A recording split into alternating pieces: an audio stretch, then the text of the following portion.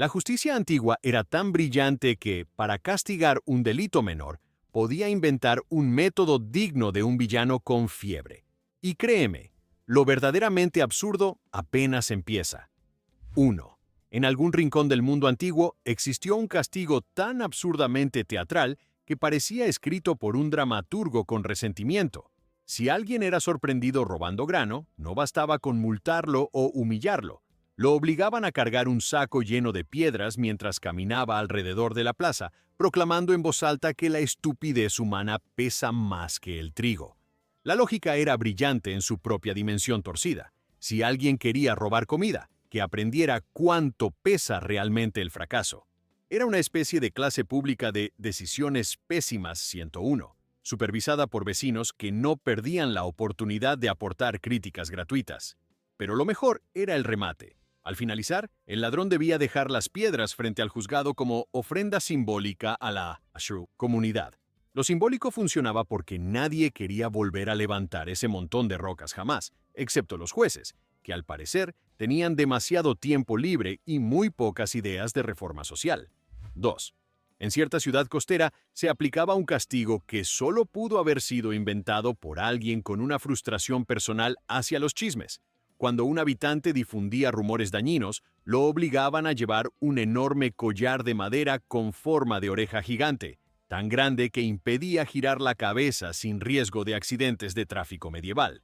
La idea era que todos supieran que escucha demasiado, un concepto pedagógico que en teoría buscaba corregir el mal hábito, pero en la práctica solo generaba choques involuntarios con puertas, postes y transeúntes distraídos. De paso, los jueces demostraban su absoluto compromiso con la creatividad inútil. El condenado debía caminar entre mercados mientras la gente ofrecía comentarios sarcásticos, porque nada cura la indiscreción como recibir más atención aún. Lo irónico era que la ciudad terminó produciendo más rumores gracias al collar, que se volvió el evento social de la semana. Al final, la justicia educaba poco, pero entretenía muchísimo. 3. En una región montañosa cuyos habitantes se tomaban demasiado en serio la agricultura, existía un castigo para quienes dañaban viñedos ajenos. Debían pasar un día entero atados a un poste en medio del campo, disfrazados de espantapájaros, sin más protección que un sombrero ridículo, y la esperanza de que las aves locales tuvieran buen gusto y prefirieran atacar otro cultivo. El propósito era enseñar respeto por el trabajo del prójimo, pero terminar convertido en un accesorio del paisaje agrícola no parecía la lección más profunda del mundo. Las aves, sin embargo, disfrutaban la experiencia. Unas se posaban en los hombros del culpable, otras inspeccionaban sus bolsillos, y algún cuervo especialmente emprendedor podía robarle el zapato.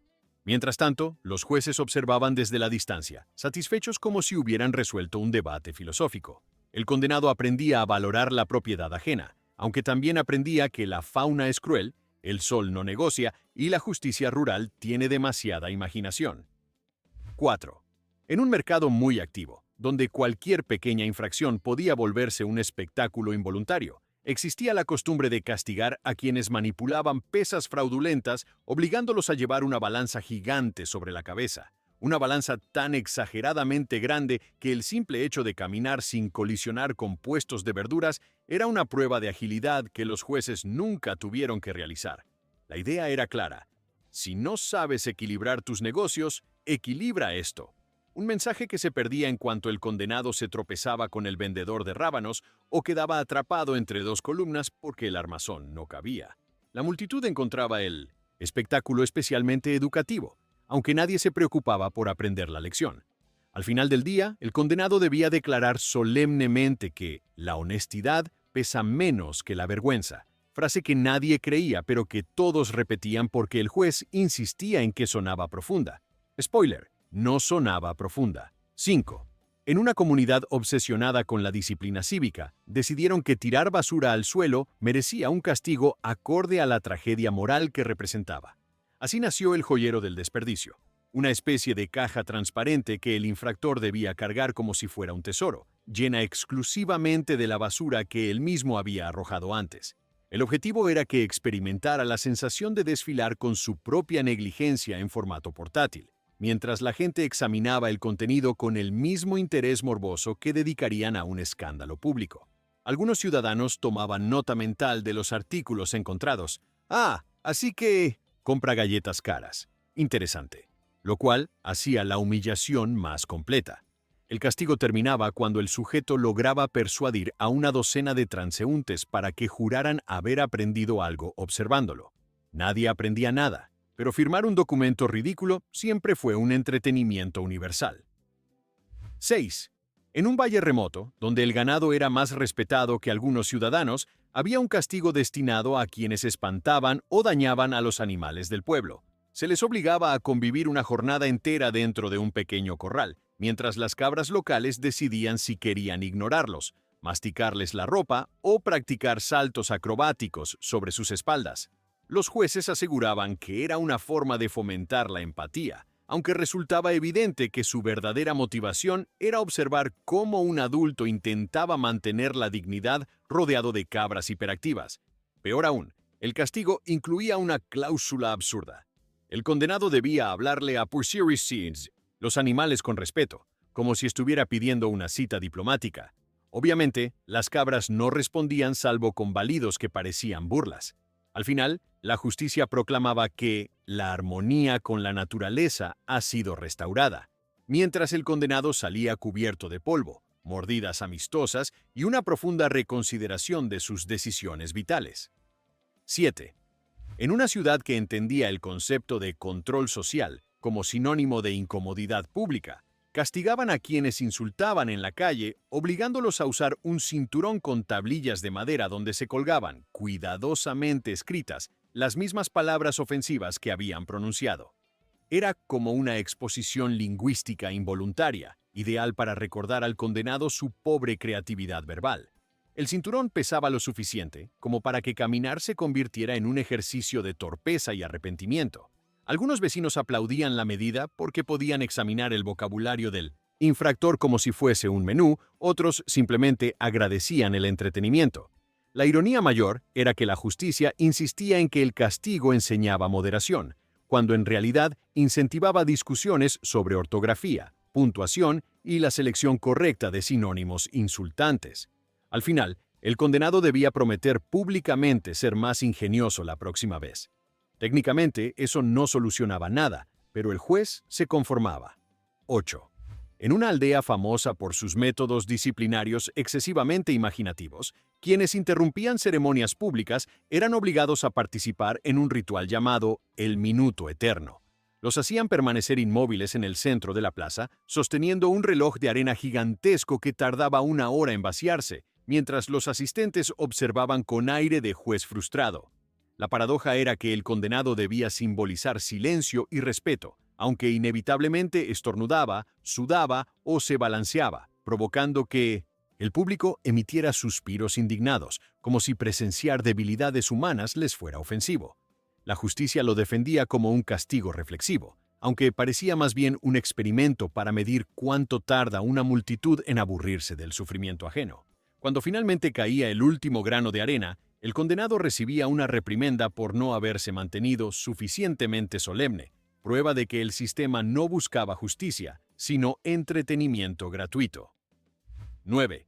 En una comunidad minera donde el ruido era parte del paisaje, pero la paciencia tenía límites estrechos, quienes perturbaban el descanso nocturno enfrentaban un castigo peculiar.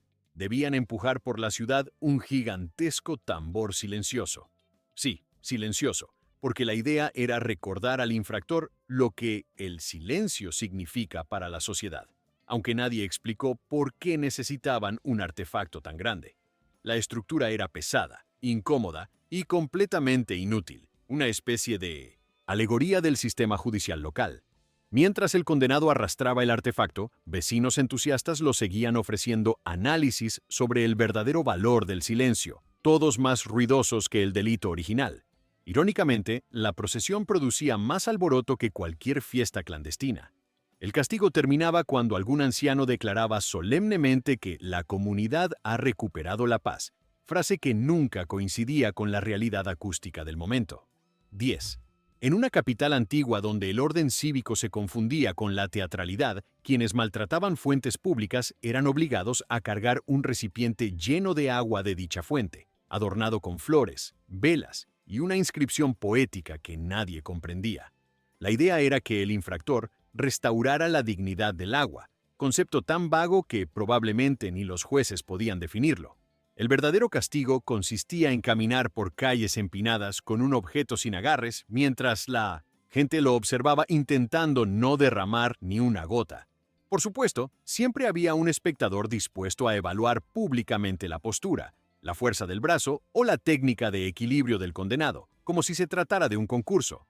Si alguna gota caía, el juez anunciaba un recargo moral por irreverencia líquida, frase inventada solo para agregar grandiosidad a un sistema disciplinario que parecía poesía escrita por funcionarios aburridos.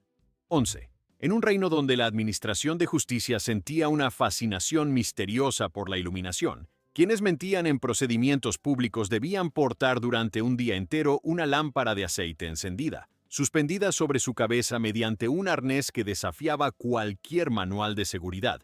El mensaje era que la verdad debe iluminarse, aunque lo único que iluminaba el dispositivo eran los riesgos de incendiarse accidentalmente. El condenado debía caminar con pasos calculados, temiendo que una ráfaga de viento transformara su castigo en tragedia.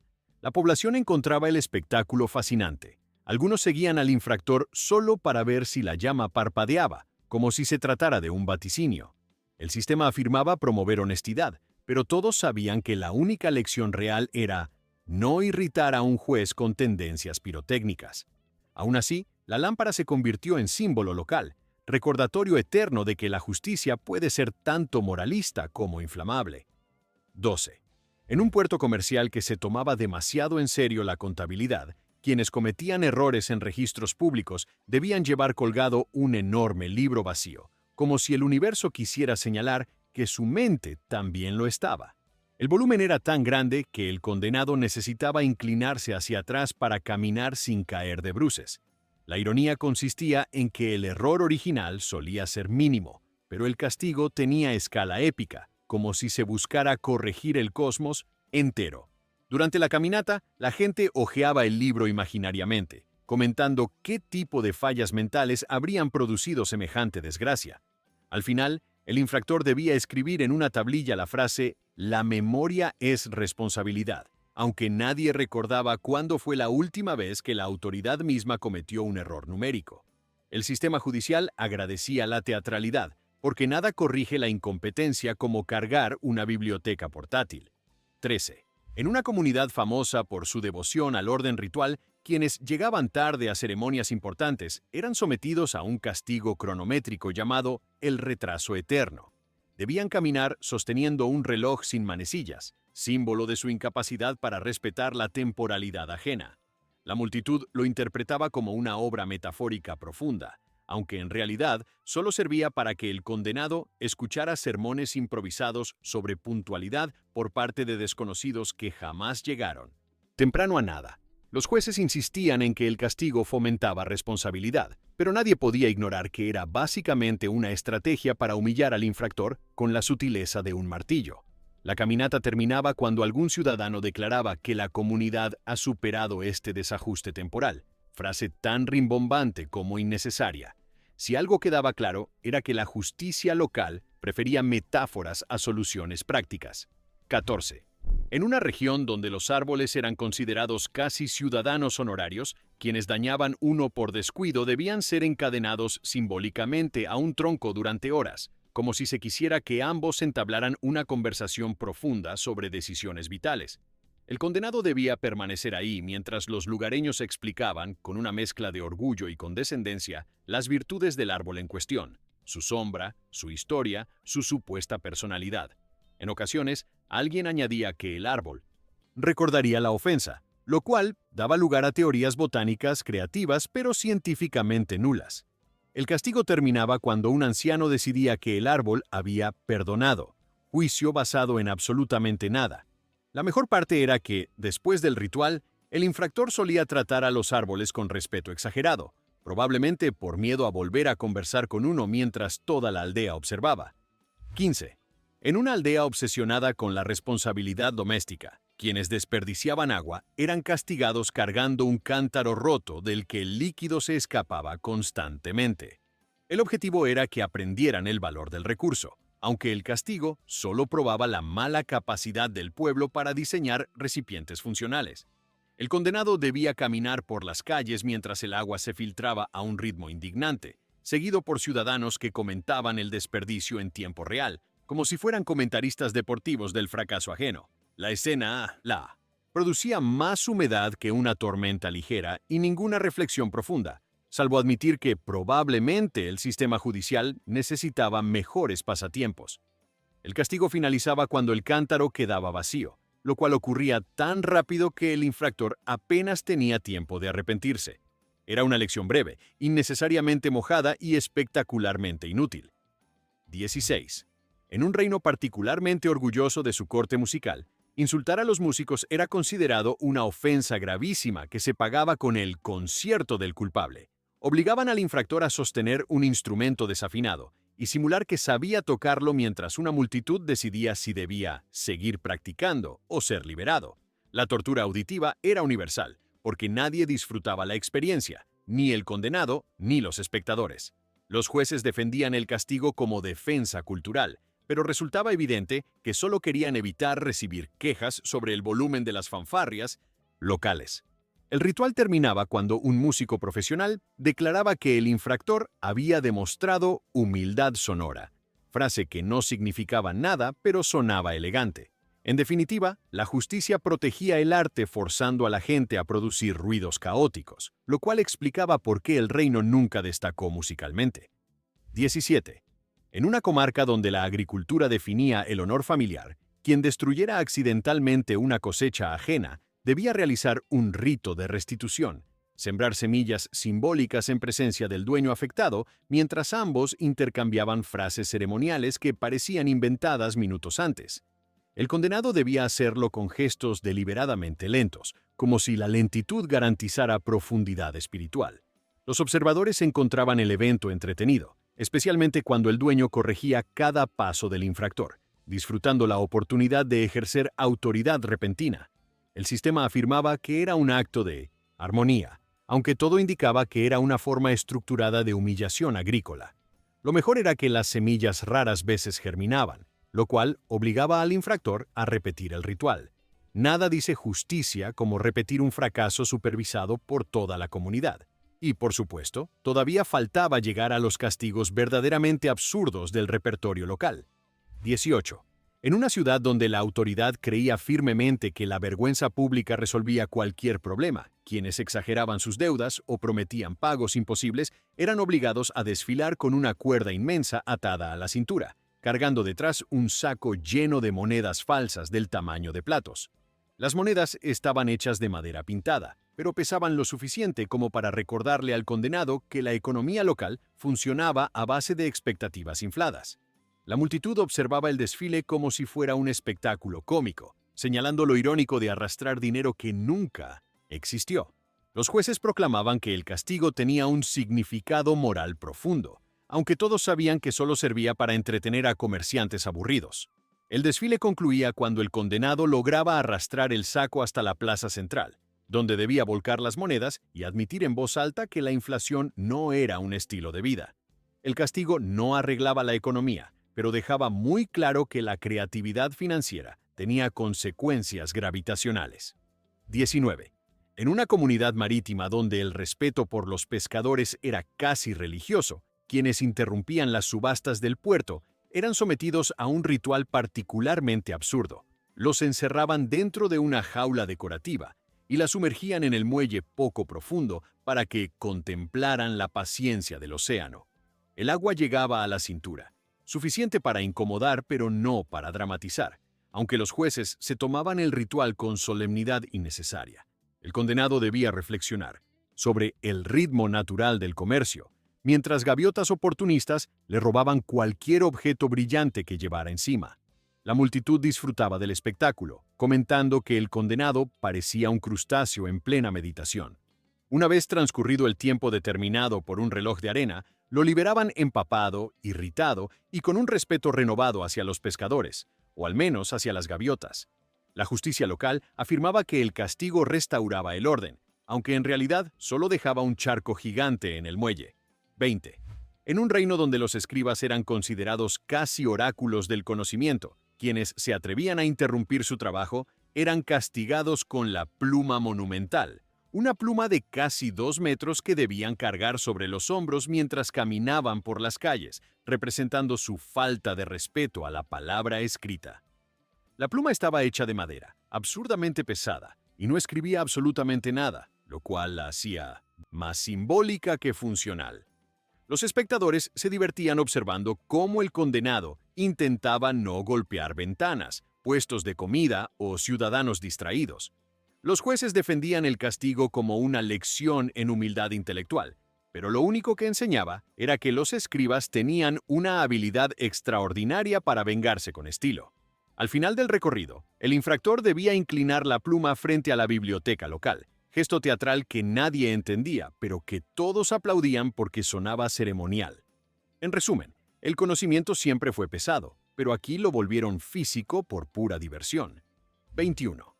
En una aldea donde la agricultura era la medida del honor, quienes pisoteaban accidentalmente cultivos ajenos eran obligados a participar en una obra teatral improvisada llamada El Susurro del Campo. Debían arrodillarse frente al terreno dañado y pedirle disculpas al cultivo en voz alta, mientras un anciano local actuaba como traductor de las plantas, respondiendo con frases inventadas y comentarios moralizantes. La escena era tan surrealista que algunos turistas creían haber presenciado un ritual espiritual, cuando en realidad se trataba de castigo oficial autorizado por el consejo. El infractor debía repetir sus disculpas hasta que el anciano considerara que el campo había perdonado, juicio determinado por la paciencia del público, más que por la metafórica voz vegetal. La experiencia terminaba con un apretón de manos simbólico con el dueño del cultivo, quien fingía solemnidad pero claramente disfrutaba la humillación ajena. La justicia aseguraba que era un acto educativo, aunque todos sabían que era teatro agrícola de bajo presupuesto. 22. En una ciudad de clima extremo donde el calor lo justificaba todo, quienes desperdiciaban hielo público, sí, existía tal cosa, eran castigados cargando un bloque gigante sobre los hombros mientras caminaban por la zona más soleada del mercado. El hielo se derretía con rapidez insultante, convirtiendo el recorrido en una carrera contra la física y el sentido común.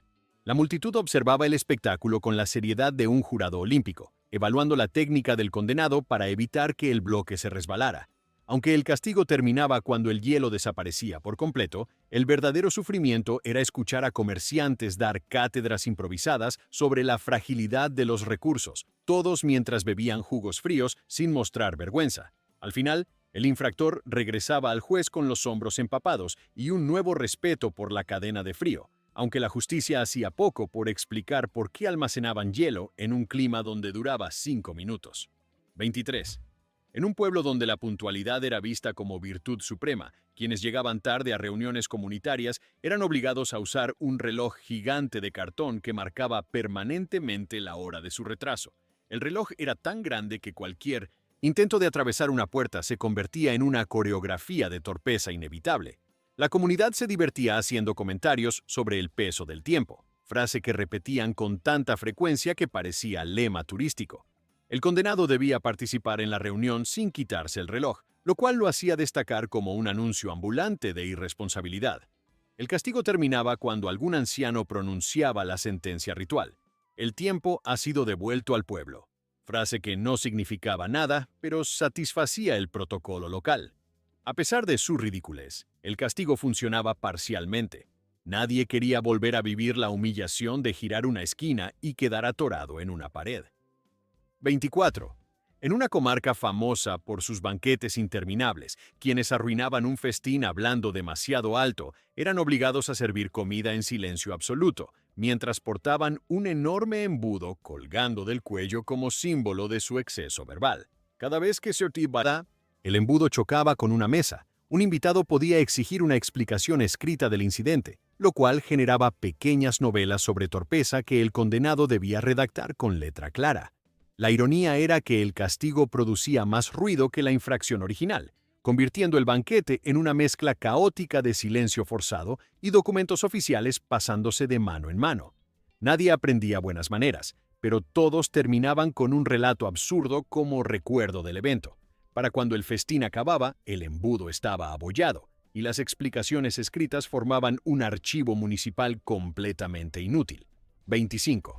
En una ciudad minera donde la gente vivía rodeada de polvo, quien ensuciaba deliberadamente espacios comunes debía llevar una capa blanca inmaculada durante un día entero, lo cual era básicamente un dispositivo de tortura textil. Cada paso atraía más polvo, cada gesto dejaba una marca, y cada corriente de aire transformaba la prenda en evidencia, viviente de la incapacidad del portador. Los ciudadanos observaban cómo la capa pasaba de blanco a tono desmoralizado en cuestión de minutos, generando análisis espontáneos sobre la fragilidad de la limpieza en la vida diaria. El castigo solo terminaba cuando la capa estaba tan manchada que era imposible distinguir su color original, momento en que un juez declaraba que la pureza ha sido comprometida. Eso sí, jamás explicaban qué se hacía con la capa después, aunque era probable que acabara en una pila de trapos que nadie quería tocar. 26. En una comunidad obsesionada con el orden musical, quienes interrumpían coros locales debían cargar un tambor gigante que no podía tocarse, solo llevarse. Un instrumento ornamental cuya única función era demostrar que la armonía pesa más que la disciplina. El tambor era tan voluminoso que los condenados caminaban en zigzag sin poder evitar chocar con muros, postes o ciudadanos que fingían sorpresa. Los directores de Peine y Noenores Coro aseguraban que el castigo defendía la música, aunque en realidad se trataba de la revancha pasivo-agresiva de quienes ensayaban demasiado. La escena concluía cuando el infractor lograba recorrer la distancia asignada sin caer, momento en que los músicos interpretaban una nota final que pretendía sonar solemne, pero parecía más bien un gesto de burla. El público celebraba el espectáculo como si hubiera presenciado una ópera accidental. 27. En una aldea famosa por sus obsesiones culinarias, quien arruinara un guiso comunitario, ya fuera por distracción o incompetencia flagrante, debía cargar una olla vacía de bronce y recorrer la plaza mientras vendedores comentaban la gravedad de desperdiciar ingredientes. La olla resonaba con cada paso, produciendo un sonido metálico que anunciaba la llegada del culpable como si fuera una marcha fúnebre gastronómica. Algunos transeúntes añadían especias simbólicas a la olla, no porque sirvieran de algo, sino porque la teatralidad siempre mejora los castigos absurdos. El recorrido finalizaba cuando la olla acumulaba suficientes ingredientes imaginarios para que un juez declarara restaurado el equilibrio culinario. El pueblo seguía sin guiso, pero ganaba una anécdota más para contar. 28. En una ciudad donde el comercio era tan sagrado como el descanso, quienes regateaban de forma exagerada, al punto de ofender al vendedor, eran condenados a cargar una báscula desequilibrada que representaba su disparidad en el trato. La báscula se inclinaba permanentemente hacia un lado, obligando al condenado a caminar inclinado como si la justicia hubiera decidido aplicar geometría selectiva. Los vendedores seguían al infractor, señalando ejemplos de precios razonables, generando una especie de desfile educativo que nadie pedía. Al final, el infractor debía declarar públicamente que el equilibrio económico es responsabilidad compartida, frase que sonaba más a eslogan de campaña que a lección práctica. La báscula terminaba guardada hasta el siguiente infractor, como si fuera un trofeo de decisiones cuestionables. 29. En una región donde el teatro era la forma predilecta de comunicación, quienes interrumpían obras con comentarios inoportunos eran obligados a participar en una escena improvisada donde representaban el papel del ciudadano impaciente. Vestían un disfraz ridículo compuesto por relojes falsos, campanillas y un cartel que decía «Interrumpo porque puedo».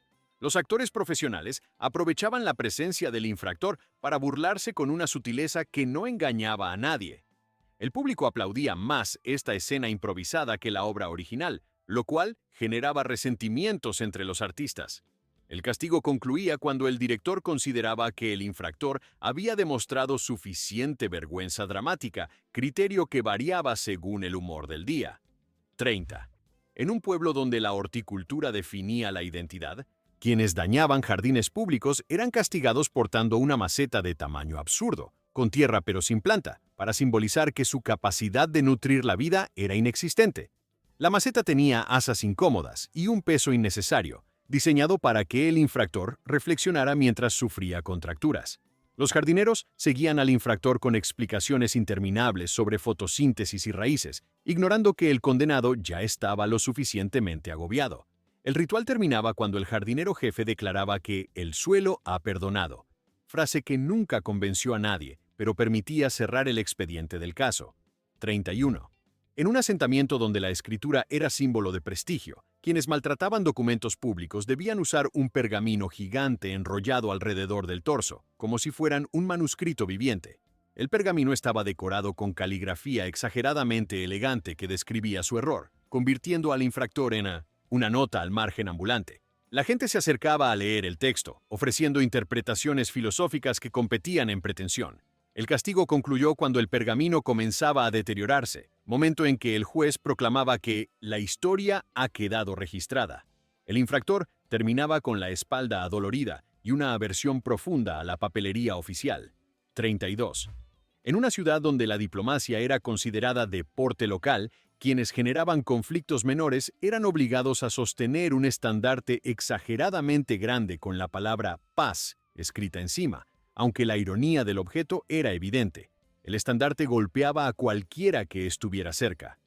Los ciudadanos evitaban al infractor como si fuera un fenómeno meteorológico incontrolable. Los ancianos se acercaban para dar discursos sobre armonía, ignorando que el propio estandarte causaba caos.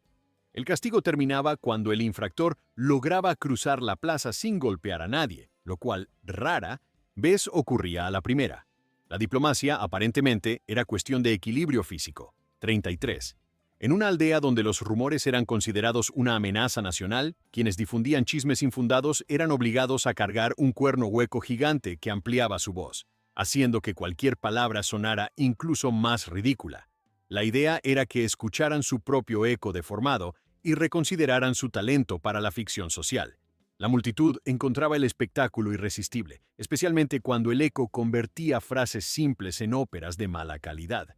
El castigo terminaba cuando el infractor lograba pronunciar una frase sensata sin que el cuerno la deformara, algo que la justicia consideraba señal de verdadera reflexión. Nadie sabía quién había inventado el castigo, pero era evidente que esa persona tenía demasiado tiempo libre. 34. En un reino donde los mercados eran más ruidosos que una batalla, quienes bloqueaban pasillos con discusiones interminables, eran obligados a portar una campana gigante atada a la cintura, que sonaba cada vez que se detenían. El propósito era evitar que se quedaran quietos, pero el resultado era un concierto involuntario de campanazos que hacía imposible ignorarlos. Los comerciantes celebraban el castigo, alegando que la movilidad forzada promovía el flujo del mercado, aunque claramente lo disfrutaban por razones nada económicas. El castigo concluía cuando el infractor lograba atravesar el mercado sin detenerse una sola vez, hazaña que requería coordinación, paciencia y un instinto de supervivencia bastante desarrollados. Y aún así, el sistema siempre estaba listo con campanas nuevas para el siguiente obstáculo humano. 35.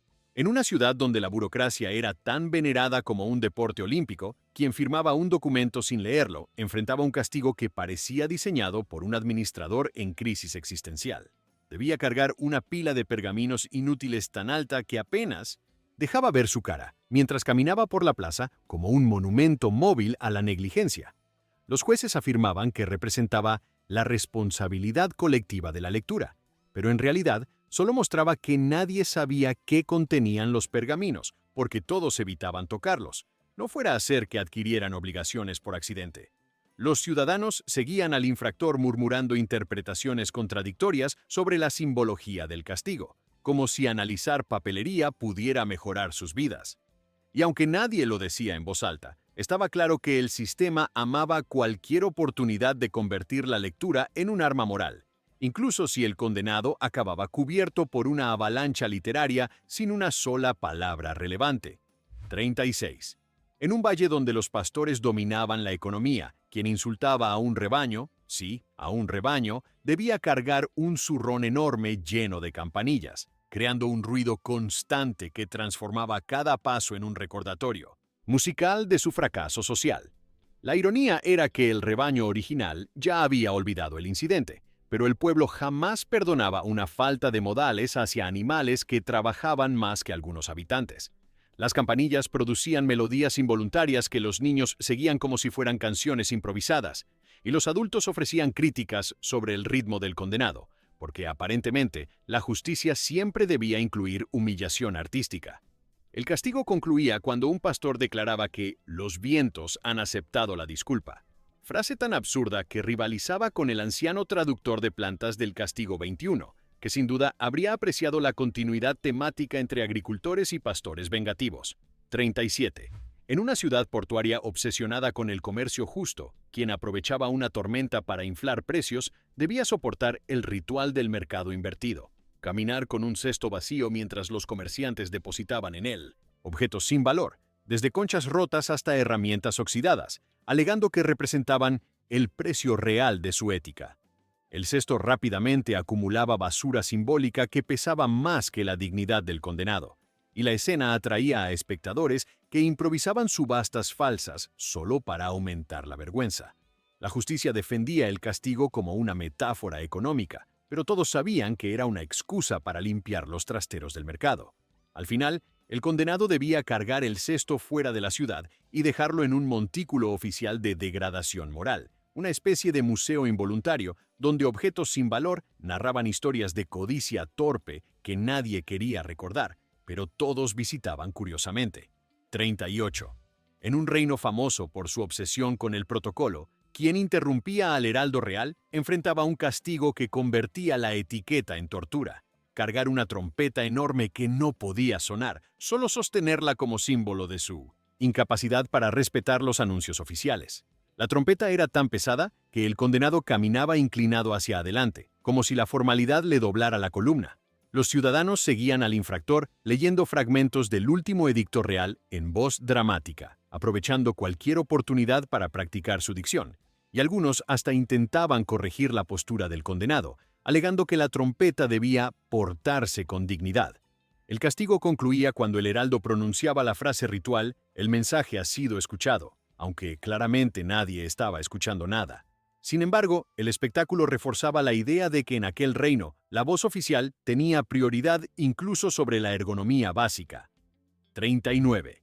En una aldea gobernada por supersticiones culinarias, quien quemaba pan comunitario, pecado equivalente a traición moral, debía portar una cesta con hogazas carbonizadas mientras caminaba por la plaza, escoltado por un grupo de panaderos que comentaban en voz alta la textura del desastre y debatían teorías sobre el fracaso. La multitud se reunía para oler las hogazas quemadas, afirmando que el aroma decía mucho sobre la disciplina del infractor, como si estuvieran catando un vino arruinado. El castigo terminaba cuando el panadero jefe declaraba que la levadura del pueblo ha sido restaurada, frase tan misteriosa como inútil. El infractor quedaba rodeado de migas negras, humo residual, y el ridículo de haber convertido un alimento básico en carbón aromático. Y aunque no lo admitieran, todos sabían que usar comida como arma judicial era un reflejo preocupante de sus prioridades gastronómicas. 40. En un territorio donde la meteorología se trataba como ciencia exacta, quien predecía el clima irresponsablemente, sobre todo si causaba que la comunidad cancelara actividades importantes, debía cargar un mástil con una veleta enorme que giraba descontroladamente al menor viento. El condenado debía caminar recto mientras la veleta señalaba direcciones sin sentido, provocando que la gente lo siguiera como si fuera un oráculo descompuesto. Los jueces insistían en que el castigo era instructivo, pero nadie podía ignorar el hecho de que la veleta había golpeado más cabezas de las que la predicción meteorológica equivocada arruinó. Cuando finalmente terminaba el recorrido, la veleta se entregaba a un artesano para reajustarla, lo cual consistía en no hacer nada porque el caos era parte del diseño. La comunidad confiaba más en los pájaros que en cualquier pronosticador desde entonces, probablemente con razón. 41. En un distrito donde la equitación era símbolo de estatus, quien trataba mal a un caballo enfrentaba un castigo sorprendentemente literal. Debía caminar con una silla de montar sobre la espalda mientras ciudadanos entusiastas explicaban las virtudes del animal ofendido como si se tratara de una celebridad. La silla era pesada, rígida y diseñada para maximizar la incomodidad del portador, quien debía mantener postura impecable bajo amenaza de prolongar el castigo. Los aficionados ecuestres aprovechaban la ocasión para impartir lecciones espontáneas sobre herrajes, mientras el condenado intentaba no caerse. El castigo concluía cuando el dueño del caballo consideraba que el infractor había aprendido la nobleza del peso, frase inventada sobre la marcha pero repetida con solemnidad exagerada. Al final, la justicia demostró que incluso los caballos tenían un sistema de defensa pública más organizado que algunos ciudadanos. 42. En una ciudad donde las reuniones públicas duraban más que las estaciones del año, quien bostezaba de forma demasiado evidente durante un discurso oficial era castigado portando un bastón decorado con una máscara de somnolencia que debía levantar cada vez que sintiera ganas de dormirse. La máscara tenía una expresión tan exagerada que convertía cada gesto en un espectáculo cómico, involuntario, y los ciudadanos no perdían oportunidad de imitarla para aumentar la humillación. Los jueces insistían en que el castigo promovía atención, aunque todos sabían que lo único que lograba era agregar distracción escénica a discursos ya insoportables. El infractor era liberado solo cuando el orador consideraba que había demostrado suficiente vigilia, lo cual podía demorarse más de lo razonable. El castigo reforzaba un principio simple. En esa ciudad, quedarse dormido era menos peligroso que admitir públicamente que el discurso era aburrido. 43. En una región donde la espiritualidad era manejada por un consejo que adoraba los símbolos excesivos, quien ofendía accidentalmente a un altar debía cargar una réplica del mismo, completa con adornos y velas falsas, mientras caminaba por el pueblo bajo la supervisión de sacerdotes que recitaban letanías improvisadas. La réplica era deliberadamente voluminosa, obligando al infractor a caminar con pasos medidos para evitar que las velas falsas se cayeran, ya que eso prolongaría el castigo indefinidamente. Los espectadores debatían si la réplica tenía más estilo que el altar original, convirtiendo la ceremonia en un concurso de diseño espiritual no oficial. El castigo concluía cuando el sacerdote jefe anunciaba que la ofensa ha sido transportada, frase que nadie comprendía pero que sonaba suficientemente religiosa como para cerrar el caso. 44. En un territorio donde las fronteras eran discutidas más por chismes que por mapas, quien desordenaba mojones de propiedad era obligado a empujar un pequeño muro portátil alrededor de la plaza, simulando el caos que había creado. El muro tenía ruedas torcidas y un diseño que garantizaba tropiezos constantes, así que el espectáculo era un homenaje involuntario al slapstick más torpe. Los ciudadanos aplaudían cada vez que el muro se atascaba en un rincón, y los jueces narraban la escena como si fuera una lección de geografía en 1900. Movimiento. El castigo finalizaba cuando el infractor lograba completar una vuelta sin derribar a nadie, logro casi milagroso considerando que el muro parecía tener voluntad propia.